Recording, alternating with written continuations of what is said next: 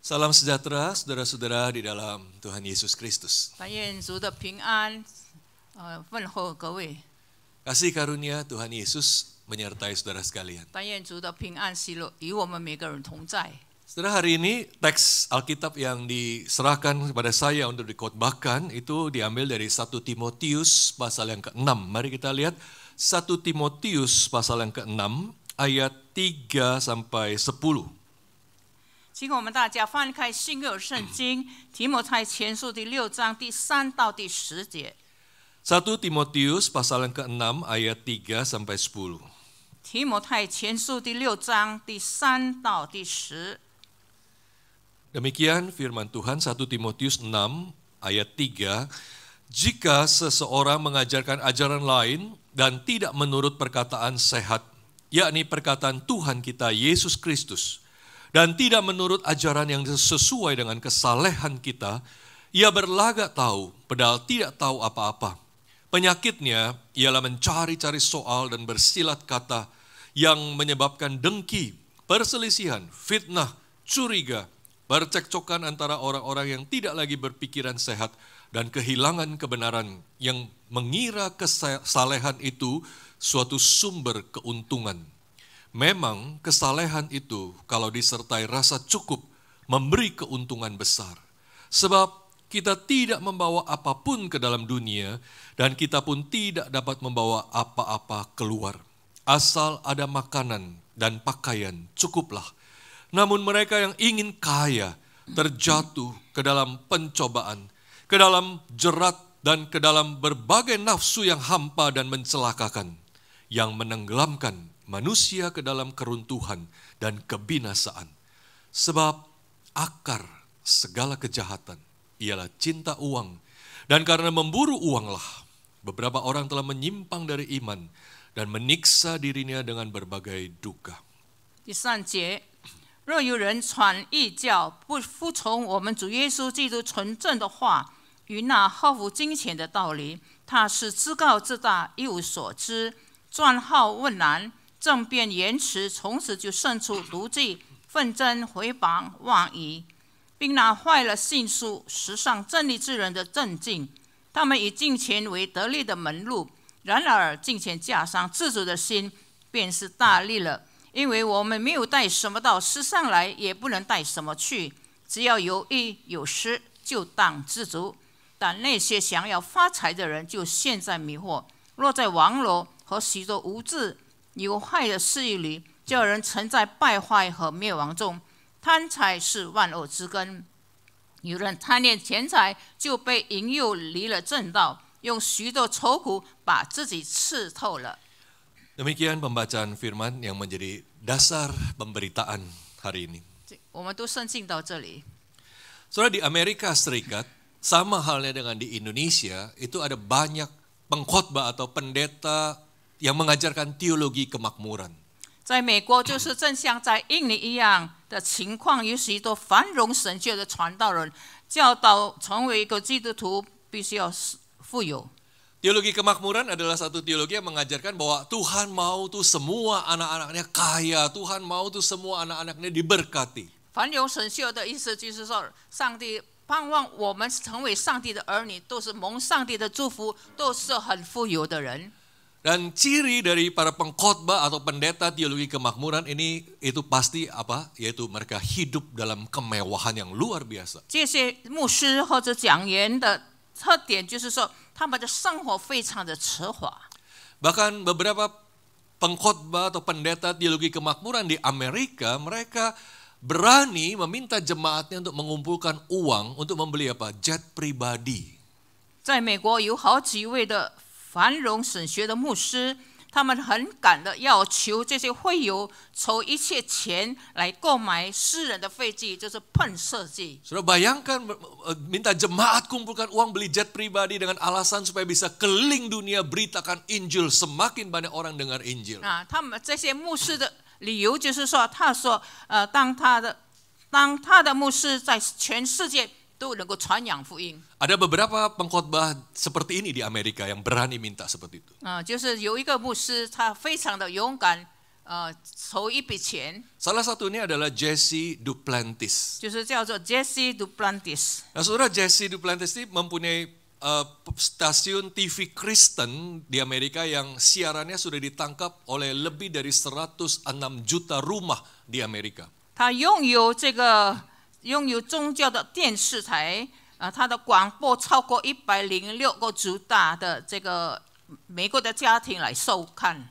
Nah, pada tahun 2018, Jesse Duplantis minta jemaatnya kumpulkan uang, berapa saudara? 54 juta dolar, itu setara dengan 811 miliar rupiah. 在2018年，杰西这个牧师要求筹募8000亿吨来购买一架飞机。 Dan itu katanya untuk membeli sebuah jet pribadi yang sangat canggih, saudara. 他购买一架高科技的私人喷射机。 Dan hebatnya lagi, saudara tahu itu adalah jet pribadi keempat sebagai tambahan dari 3 jet pribadi dia yang sudah dia punya. 这是他第4架的这个喷射飞机，因为他已经有了3架飞机。牧师ada berapa？ Saya satu pun tidak ada. Oke, jadi itu jet pribadi keempat dan itu menjadi berita heboh di Amerika. 因为他有4架这样的飞机哈，非常的了不起哦。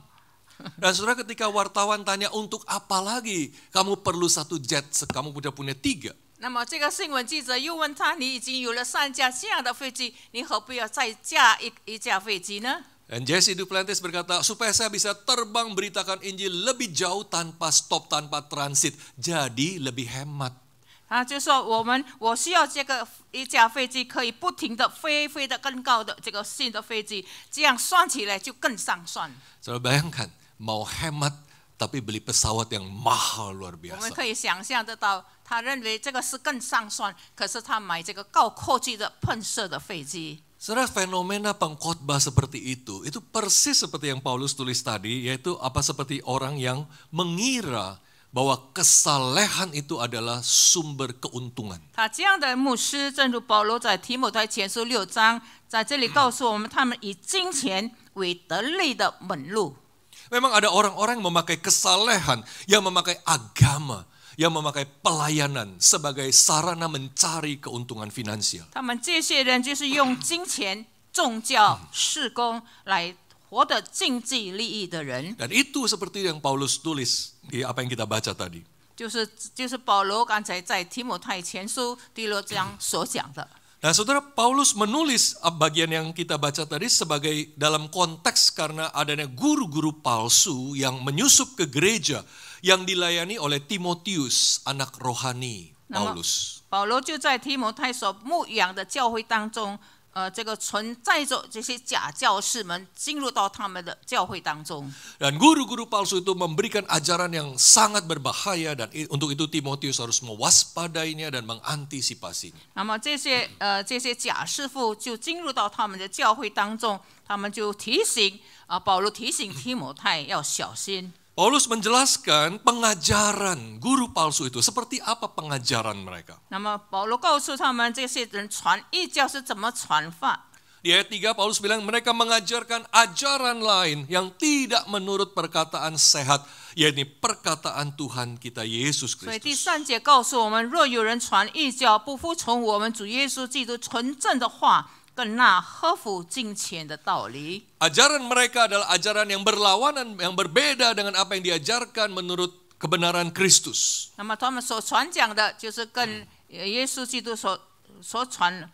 在圣经里面所传的耶稣基督不一样， Itu sebabnya jemaat semakin dibawa menjauh daripada Kristus dan bukannya mendekat kepada Kristus. 以至于教会的会友们的信心离基督更远了。 Dan ini adalah ajaran yang berbahaya yang Timotius harus hadapi. 所以这些是很危险的一个教导，所以提摩太必须非常的谨慎。 Dan kemudian lebih lanjut Paulus menjelaskan bagaimana karakter dari guru-guru palsu yang menyusup itu. 然后保罗就描述了这些假师傅、假教士的这个性格。 Dan saudara akan lihat ajaran yang ngaco itu tidak beda jauh dengan karakter yang ngaco.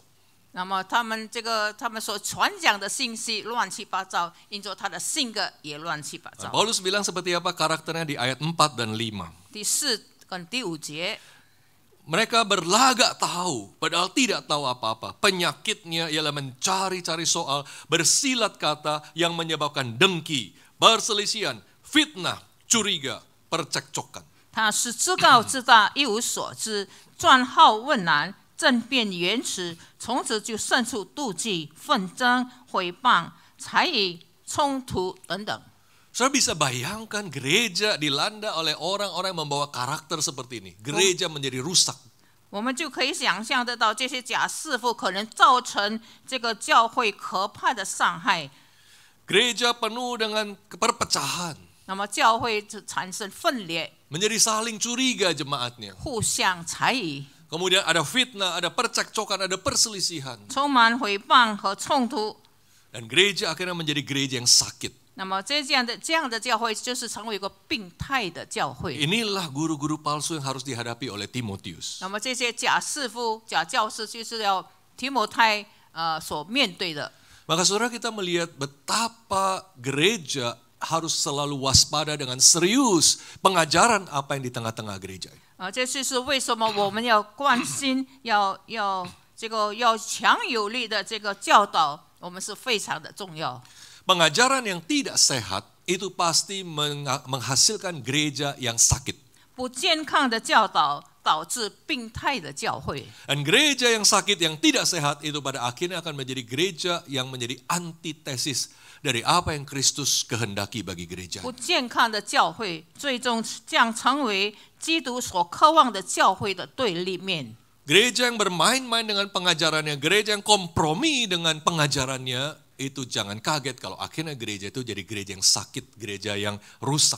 所以我们如果在教会里面用这个不好好的教导会友，那么这个教会就变成一个坏的教会。 Dan gereja harus selalu menjaga dengan ketat pengajaran yang diajarkan dari mimbar, dari kelas di gereja itu. 我们就是要非常的注意我们教会的教导，不论是在讲台上，在课室里面的教导，非常的重要。 Dan lebih lanjut, saudara, Paulus kemudian menjelaskan apa yang menjadi dasar motivasi dari guru-guru palsu ini. Dan inilah fondasi dari kekacauan mereka.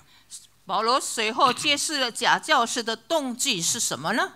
Yaitu Paulus katakan di ayat 5 tadi, mereka itu guru-guru palsu itu mengira bahwa kesalehan, pelayanan mereka, ibadah mereka itu adalah sumber untuk keuntungan material 所以 mereka. 在第5节下半节告诉我们他们以金钱为得利的门路。 Rupanya saudara, ujung-ujungnya duit juga. 看起来最后也是金钱。 Segala yang tadi itu ada perselisihan, dengki, ada percekcokan, itu semua itu tidak jauh-jauh dari masalah uang. 那么有妒忌、正直、才艺的问题，前面提到的那些问题，原来它的源头就是金钱的问题。 Para guru palsu itu menjual kesalehan palsu mereka untuk memikat jemaat. 假教师出卖虚假的虔诚，从会友当中获得物质的利益。 Para guru palsu itu menjual kesalehan mereka supaya mereka banyak pengikutnya di tengah jemaat. 使他们在教会里面有很多的随从者。 Dan semua itu dilakukan semata-mata demi keuntungan finansial. 这一切都是为了金钱。 Saudara, suatu ketika saya pernah berkhotbah di satu gereja. 有一次我在一间教会讲道， Dan dalam khotbah saya menyinggung tentang adanya fenomena di beberapa gereja tradisional, khususnya anak-anak mudanya yang kemudian pindah ke gereja karismatik. 我就提到这个传统的教会的会友开始离开，并且转向灵恩派的教会，特别是年轻人。 Saya cukup sering ketemu majelis-majelis gereja yang bilang, anak saya sih ibadahnya di gereja karismatik. 我常常遇见那些这事，他说我的孩子就是在灵恩派教会做礼拜。 Nah saudara, selesai ibadah ada satu ibu yang datang kepada saya dan mau bicara dengan saya. 聚会完了以后，有一位妇人来找我，跟我谈话。 Dan ibu itu bilang, Pak, kalau saya sih sebaliknya, saya justru dari gereja karismatik pindah ke gereja tradisional seperti ini. 他说牧师，其实跟我相反，其实我是从灵恩派的教会跑到这个传统的教会。 Nah, saya heran juga, saya tanya, loh kenapa ibu pindah dari gereja karismatik ke gereja tradisional? 我感觉到非常的稀奇，我就问他，你为什么要搬呢？ Dia bilang, Pak, ya kalau di gereja itu sih enak ya, Sintia dikasih angpau. 他说：“牧师，我在那个灵安派的教会也是挺好的，因为春节有拿到红包。 Saya ulang tahun dirayain diajak makan-makan. 如果我生日，他们就替我庆祝，给我请我吃饭。 Terus di situ teman-temannya baik-baik banget semua. 我的朋友们都对我非常好。 Tapi Pak, khotbahnya itu semua soal uang, uang dan uang. 可是他的讲道全部都是讲到金钱、金钱、金 Selalu 钱。 minta jemaatnya sumbang lebih banyak, berikan persembahan lebih banyak kepada gereja, kepada hamba Tuhan, dan Tuhan akan memberkati. 那么他们盼望你们会友们更多的把钱奉献到教会啊，也奉献给牧师等等。 Dan ibu ini kemudian bilang demikian. 这个妇人继续的讲， Semakin saya dengar khotbahnya, semakin saya merasa tidak ada firman Tuhan. 我也听他们的讲道，我也感觉到他们没有传讲神的话。 Setiap di mimbar itu hanya bicara soal uang, uang, dan uang. 他们所讲到的就是金钱、金钱和金钱。 Saudara, saya tidak bilang semua gereja karismatik pasti seperti itu. 我并不是说全部的灵安派的教会就是这个样子。 Ini kasus gereja yang dihadiri sang ibu ini. 他的灵安教会就是这位妇人常常去的教会。 Tetapi saudara ya, there's no business like the religion business. Nggak ada bisnis yang semenarik, segampang bisnis agama itu. 没有什么行业能够像宗教的行业那样。 Kesalehan seringkali itu sebagai sarana yang dipakai untuk mendapat keuntungan finansial. 金钱不是为了利益。 Nah, saudara, Paulus ingin mengingatkan bahwa kesalehan itu bukan untuk mendapatkan keuntungan. 保罗在这告诉我们，金钱本身不是一种利益， Sebaliknya 就是一种利益。 kesalehan itu sendiri adalah keuntungan besar. 其实金钱本身就是一个利益。 Saudara, Paulus sengaja memakai kata bahkan besar dalam bahasa aslinya itu ada kata mega, gitu, besar. 在这里保罗告诉我们，中文圣经没有翻译，就是大的利益。 Saudara, kalau kita bisa hidup mengenal Kristus, di dalam Kristus itu adalah keuntungan besar yang luar biasa. 我们会活在基督里面，认识耶稣基督，我们就得着很大的利益。 Saudara, betapa hati kita akan bersyukur jikalau kita mengenal baik-baik apa yang kita dapatkan di dalam Kristus Yesus. 如果我们真的能够认识主，在基督里面所得着的是什么呢？ Di dalam Kristus kita mendapat pengampunan dosa yang sempurna, itu keuntungan besar. 那么我们在耶稣基督里面，我们的罪得着赦免是最大的利益。 Dan kita mendapatkan satu relasi pemulihan hubungan dengan Allah sebelum tadinya terputus oleh dosa. Itu keuntungan besar luar 我 biasa. 们今天能够跟上帝有关系，起初还没有认识上帝以前，我们跟上帝隔绝了。可是我们与上帝的关系，我们得着大的利益。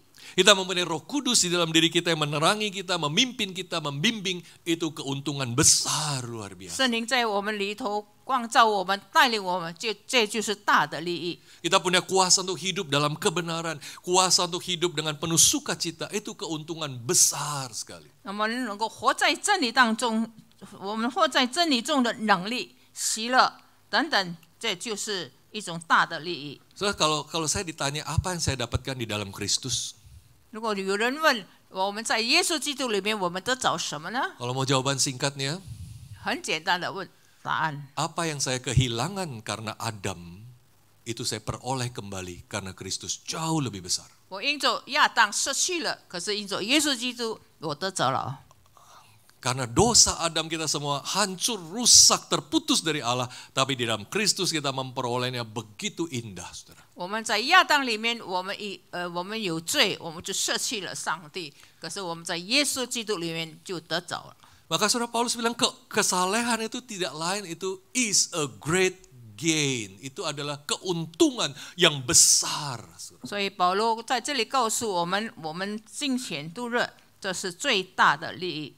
Nah saudara, kalau begitu apakah orang Kristen, orang percaya tidak boleh hidup dalam kekayaan, punya harta banyak, mengejar materi? 我们身为基督徒，难道不可以，或者是不需要追求物质的利益吗？ Apakah yang penting semata-mata hanya jadi orang percaya, yang penting punya Tuhan begitu? 我们是不是单单说我们成为信主的人，我们认识上帝的人而已呢？ Hati-hati saudara, Alkitab tidak pernah menentang kekayaan. 圣经本身从来不反对财富或者是钱财。 Alkitab tidak pernah menentang orang percaya, anak-anak Tuhan jadi kaya. 那么圣经没有 Alkitab tidak pernah menentang anak-anak Tuhan menjadi kaya. 圣经不反对我们这些信耶稣的人、信主的人成为富有。 Bahkan dalam Alkitab kita melihat ada tokoh-tokoh orang beriman, orang yang Tuhan sayang, itu Tuhan berikan kekayaan luar biasa. Itu berkat Tuhan.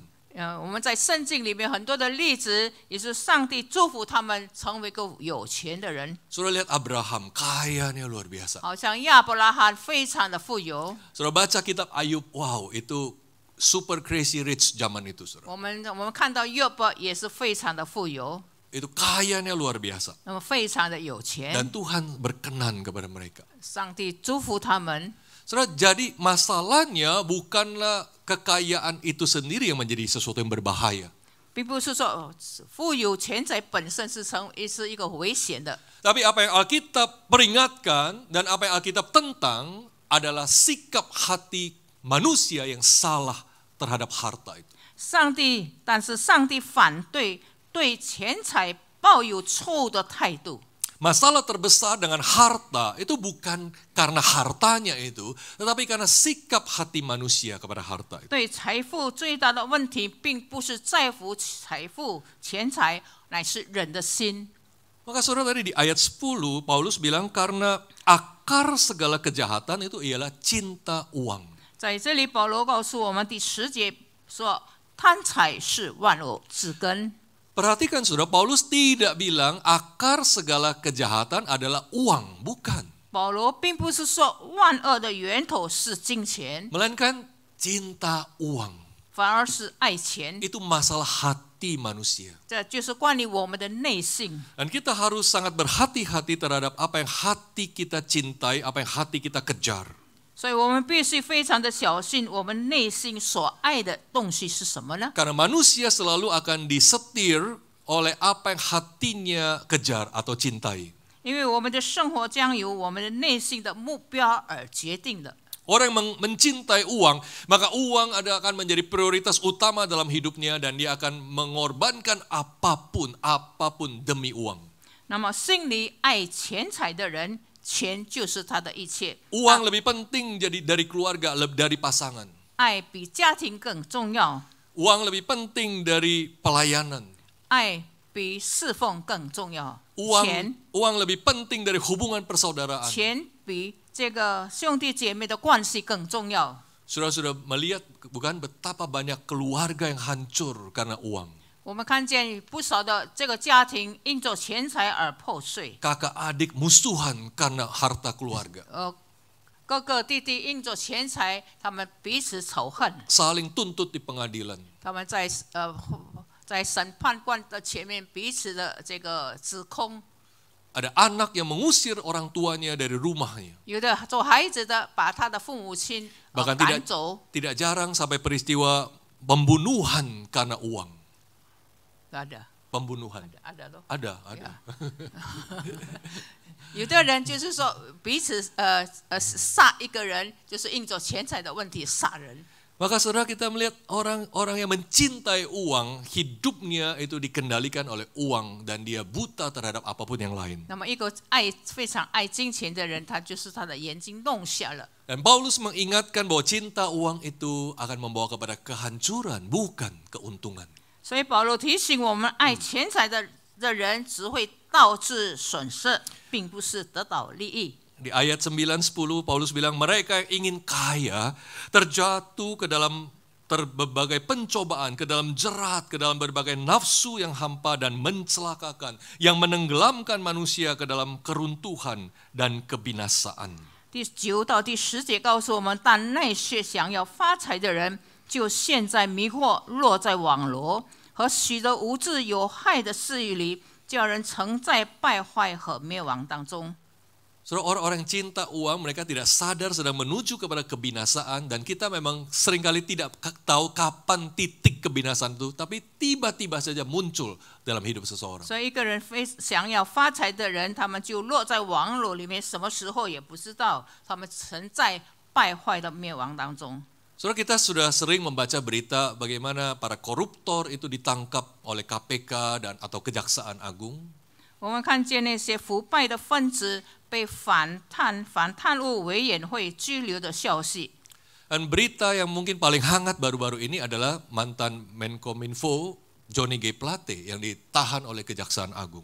最近引起了轰动的是前信息部长这个Bapak Johnny 被 Dia 扣留。 dia ditahan karena korupsi kasus BTS 4G. 他被扣留就是因着贪污。 Nah, saudara, kalau kita melihat bertanya, apakah Johnny Plate itu kurang uang sampai dia perlu korupsi untuk memperkaya diri? 我们请问这个Pak Johnny 是不是不够钱，以致他贪污呢？ Saudara, jawabannya jelas tidak, saudara. 他的答案就是说不。 Berapa harta yang sudah dimiliki oleh Johnny Plate? 那么他拥有多少的财产呢？ Menurut laporan harta kekayaan penyelenggara negara LHKPN yang dia laporkan terakhir tahun 2021, 31 Desember, hartanya itu sudah 191,24 miliar rupiah. 参考关于国家行政人员资产的报告，就是以2021年12月31号，他的财产一共是1912.4亿。 Saudara bayangkan, orang punya harta sampai 190 miliar, nggak banyak orang yang bisa sampai selevel itu, saudara. 呀，这个爸爸这么多钱，我们也算不来的。 Saya terjemahkan, uang sebesar itu kita nggak bisa hitung lagi. Ya, saudara, itu kekayaan luar biasa, tapi tetap saja dia butuh korupsi. 他的钱这么多，还要贪污，奇怪哦。 Dan itu menghancurkan hidupnya. 他就是粉碎他自己。 Saudara, hati yang mencintai uang tidak akan pernah puas dengan 那么一 uang. 个贪爱钱财的人，他的心永远不会满足的。 Persis seperti yang dikatakan dalam kitab Pengkhotbah. Kalau kita lihat Pengkhotbah 9 ayat 5, 5 ayat 9 terbalik. 5 ayat 9 mengatakan demikian. Siapa mencintai uang tidak akan puas dengan uang. Dan siapa mencintai kekayaan tidak akan puas dengan penghasilannya. 好像传道书第5章中文圣经是第10节，他说：“贪爱银子的，不应得着银子而知足；贪爱丰富的，也不应得到利益而知足。” Harta uang itu seperti apa, saudara? 金钱跟财产是好像什么呢？ Seorang filsuf Jerman, Arthur Schopenhauer, dia mengatakan emas itu seperti air laut. Semakin kita banyak minum, semakin haus. 那么有一个德国的哲学家，他这么说：“金好像海水一样，我们喝的越多越口渴。” Cinta kepada uang itu menyebabkan manusia tidak pernah puas, tidak pernah merasa cukup. 贪爱金钱会引起不满足，感到永远是不够的。 Dan itu sebabnya Paulus mengingatkan betapa pentingnya mempunyai satu rasa cukup, rasa puas, contentment. 所以为着这个缘故，保罗提醒我们，拥有满足是多么的重要。 Paulus katakan di dalam ayat yang ke-6, kalau kesalehan itu disertai rasa cukup, memberi keuntungan besar. 那么保罗在第6节告诉我们，然而金钱加上知足的心，便是大利了。 Dengan kata lain, saudara, ciri kesalehan yang sejati itu tidak pernah bisa dilepaskan dari orang yang hidupnya punya rasa puas, contentment. 我们感觉到知足，也就是说，我们拥有这个知足的这个心。 Dan bicara soal rasa puas, kita tahu betapa sulitnya bukan mempunyai rasa puas, rasa cukup itu. 若是我们要拥有这个满足、知足，我们实在非常的困难，是吗？ Bagaimana kita bisa mempunyai rasa cukup, saudara? 我们怎么样能够感觉到我们已经知足了呢？ Rasa cukup di sini bukan bicara tentang satu sifat moral yang baik. 我们在这里讲的足够或者是知足，不仅仅是一种良好的道德。 Sebenarnya saudara, orang-orang dunia itu juga mengajarkan penting perlu rasa cukup. Dan mereka melihatnya itu sebagai sebuah moral. 那么世界上的人，也就是说，我们会足够、会满足，是一种良好的道德。 Tapi Paulus bicara rasa cukup itu bukan sekedar sebuah sifat moral yang baik. 那么保罗在这里告诉我们，这个知足不是单单是一种良好的道德而已， Melainkan adalah bagaimana hidup seseorang dalam hubungannya dengan Kristus. 那么相反的，它是基于耶稣基督在我们的生命当中。 Dan Paulus mengaitkan rasa cukup itu dengan keberadaan di dalam Kristus. 那么保罗根据自己的经历，将这种的满足跟他在基督里面存在的联系起来。 Kalau kita membaca apa yang Paulus tulis dalam surat Filipi pasal keempat ayat 11, 腓立比书第4章12到第13节，保罗这么说。 dimulai dari ayat 11, dia katakan, aku telah belajar mencukupkan diri dalam segala keadaan. 我在任何的困难当中，我学习了。 Dan Paulus kemudian lanjutkan di ayat 12 sampai 13, dia bilang, aku tahu apa itu kenyang, aku tahu itu lapar, aku tahu apa itu kelebihan, aku tahu apa itu kekurangan. 我知道怎么样处卑贱，我知道怎么样处丰富和饱足和饥饿和有余和缺乏。 Tidak ada yang rahasia bagiku. 谁是谁在，我都得了秘诀。 Dan Paulus mengakhirinya dengan ayat yang sering kali kita jadikan ayat emas. Segala perkara dapat kutanggung di dalam Dia yang memberi kekuatan kepadaku. 我靠着那加给我力量的，凡事都能做。 Segala perkara dapat kutanggung di dalam Kristus yang memberi kecukupan bagiku. Itu maksud teks itu sebenarnya. 也就是说，上帝靠着那加给我力量的，我们都会满足。 Maka saudara kita melihat rahasia rasa puas itu ada di dalam hidup seseorang di dalam Kristus. 那么这个会有满足感，就是说我们生活在耶稣基督里面。 Maka saudara ketidakpuasan itu bukan disebabkan karena berapa banyak harta saya, apakah saya kurang atau lebih, melainkan apakah saya di dalam Kristus atau tidak. 那我们不满足，并不是来自于物质的缺乏，而是我们在耶稣基督里面有没有满足。 Saudara, orang yang tidak puas itu sebenarnya bukan masalah dia kurang harta. Saudara ingat Johnny Plate tadi. Melainkan karena siapa dia sebenarnya. Orang seperti apa itu. Itu yang menentukan seorang bisa puas atau tidak. 我们不满足跟我们所有拥有的财产是没有什么关系的，好像刚才把 Johnny 一样。 Discontentment comes from what a man is, not what he doesn't have. Ketidakpuasan itu datang dari ketidakpuasan itu terjadi karena siapa orang itu, apa orang itu, bukan apa yang dia tidak punya. 不满足是来自于一个人拥有什么，而不是来自他没有什么。 Ketidakpuasan itu terjadi saudara bukan karena orang defisit materi, melainkan defisit kekayaan Kristus. 所以不满足不是来自物质的缺乏，乃是由于缺乏基督的丰富。 Kalau kita tidak mempunyai Kristus yang memenuhi hidup kita, tidak kita akan pernah puas dengan apapun. 如果耶稣基督没有充满我们的心，我们一直永远不会感觉到满足的。 Saudara, seringkali kita tidak mempunyai rasa cukup. Itu foundation dasarnya itu karena apa? Karena kita menaruh rasa aman kita di tempat yang salah. 我们常常就感觉到不满足，乃是因为我们把安全感和满足感放在错误的地方。 Kita menaruh rasa aman kita, security kita itu di tempat yang salah, itu harta kita.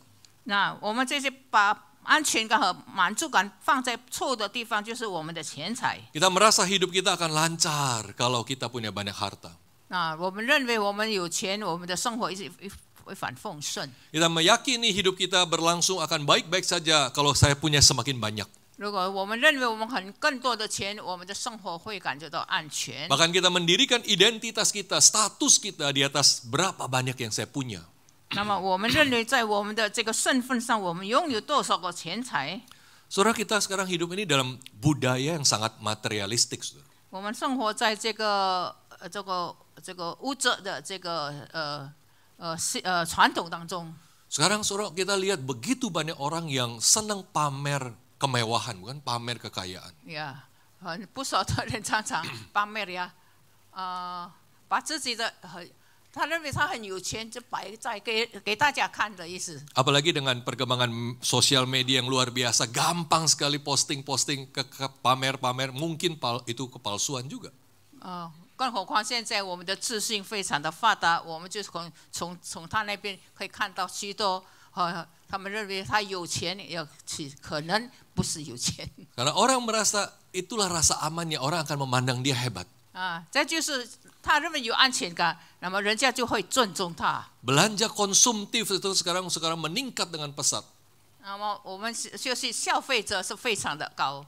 Dan mungkin akibat langsung atau tidak langsung usaha pinjol ya, pinjaman online itu juga semarak luar biasa, bukan sekarang? 我们就是变成 online， Iya. 借然后在线上在借钱，非常的这个很踊跃。 Makanya sekarang iklan pinjol itu luar biasa kan, kita mau lihat berita, mau lihat YouTube itu pasti dia dahului iklan pinjol dulu kan. 那么我们如果要看这个 YouTube， 我们就是把这个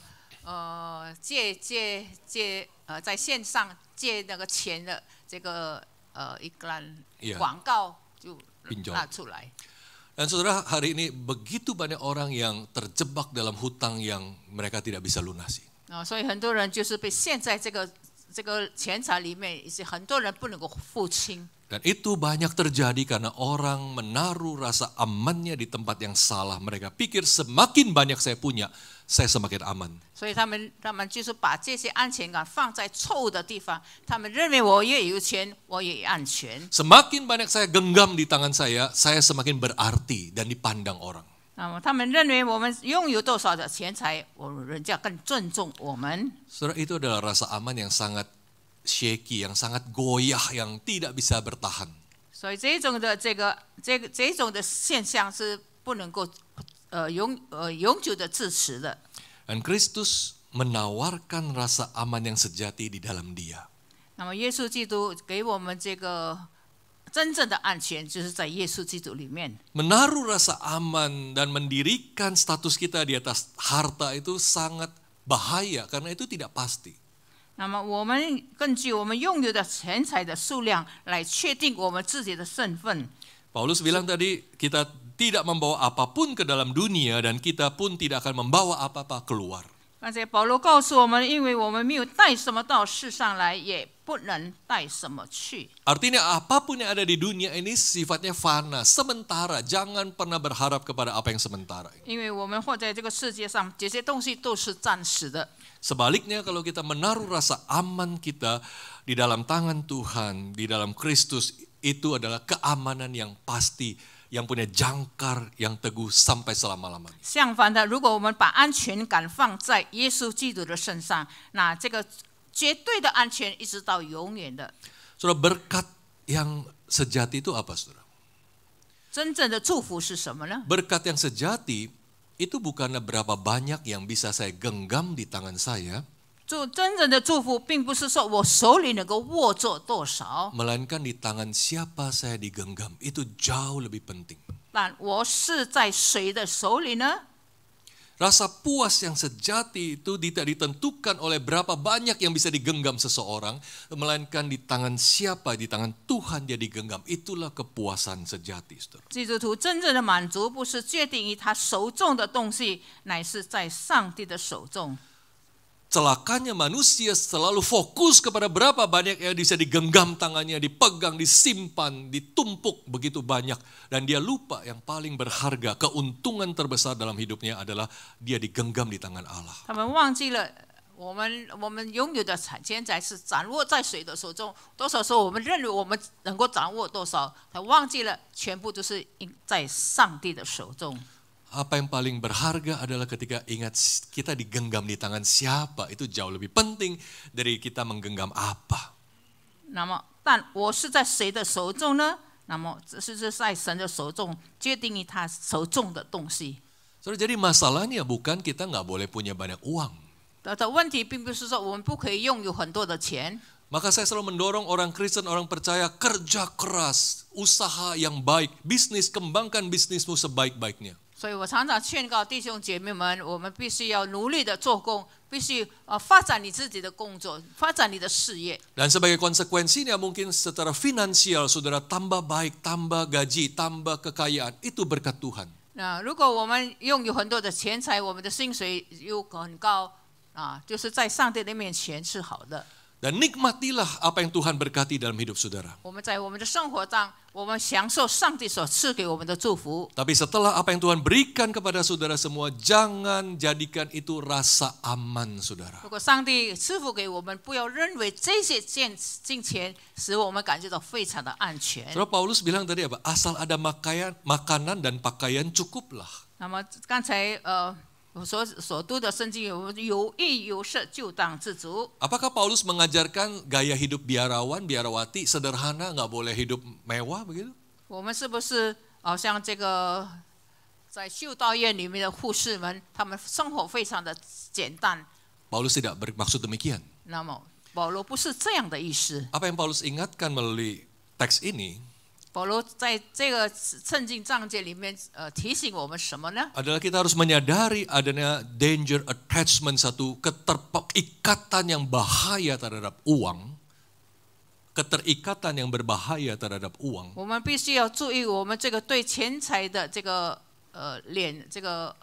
给钱财绑住的意思。 Dan Paulus mengingatkan betapa kita membutuhkan satu healthy detachment dari harta kita, satu keterlepasan yang sehat dari uang itu. 那么保罗告诉我们，必须要不要被这个钱财所绑住的意思。 Jadi saudara-saudara boleh menikmati segala yang Tuhan berkati dan saudara, tapi dengan mentalitas healthy detachment, bukan dangerous attachment, bukan terpaut begitu rupa menggenggam erat-erat nggak mau buka tangan. 上帝叫我们可以享受我们所拥有的钱财，可是我们不要被这些钱财所捆绑。 Yang Tuhan kehendaki adalah kita bisa merenggangkan genggaman tangan kita, membuka genggaman tangan kita, karena kita rasa aman. Kita nggak takut kalau kita memberi kepada orang, kita memberi persembahan, kita mendukung pekerjaan misi atau apapun, kita keluar uang, kita nggak khawatir karena kita tahu di tangan siapa kita digenggam. 那么我们要施舍，我们要奉献，我们要送给人家钱，我们就不怕，因为我们是掌握在上帝的手中。 Dan ciri orang yang punya healthy detachment terhadap harta itu tidak bisa disangkal, itu adalah apa? Kemurahan hati, generosity. 也就是说，我们就拥有这个慈悲怜悯的心。 Orang yang murah hati itu adalah orang yang nggak khawatir kalau dirinya keluar uang, dan dia tidak merasa insecure karena makin banyak yang keluar. 那么一个慈悲怜悯的心，我们不会想到我们会太多出钱。 Karena dia tahu yang paling berharga dia digenggam di dalam tangan Tuhan, aman. 我们知道我们在上帝的手中，我们是安全的。 Maka kalau kita baca tadi sampai ayat 18, Paulus katakan, peringatkanlah ini kepada orang kaya agar mereka berbuat baik, menjadi kaya dalam perbuatan baik, suka memberi dan membagi. 在这里，保罗告诉我们，我们必须要把一些上帝所赐给我们分享给别人有需要的。 Ini bukan filantropi, ini bukan orang yang suka beramal, ini adalah orang yang hidupnya aman di dalam Kristus. 这并不是说一个施舍的人，也就是说我们在耶稣基督里面的生活是安全的。 Jangan sekali-kali jadikan harta kita itu sebagai rasa aman kita. 我们不要把一些钱财认为我们拥有这些很多的钱就感觉到很安全的。 Karena disitulah ketidakpuasan mulai akan muncul. 就是在那个时候，我们的不满足是开始产生了。 Dan ketidakpuasan itu akan merampas rasa syukur kita. 我们不满足就会夺去我们的这个喜乐感恩。 Ketidakpuasan itu akan merampas sukacita kita. 那么会夺去我们的喜乐， Ketidakpuasan akan merampas kebaikan hati kita. 会夺去我们的善意。 Ketidakpuasan akan merampas segala yang baik yang Tuhan karuniakan 不 buat 满 kita. 足，我们会夺去我们的爱。 Dan ketidakpuasan itu akan menjadikan kita orang yang sebenarnya paling miskin. 我们不满足，我们是成为一个贫穷的人。 Mari menguji hati kita masing-masing, saudara. Di mana kita menempatkan rasa aman kita? 亲爱的弟兄姐妹们，让我们省察我们自己的心，你把安全放在哪里呢？ Jadikan Kristus rasa amanmu. 是耶稣基督作为你的满足， Jadikan Kristus kepuasanmu yang 成为 sejati. 你的安全， Jadikan Kristus sukacitamu yang terbesar. 成为你最大喜乐的泉源。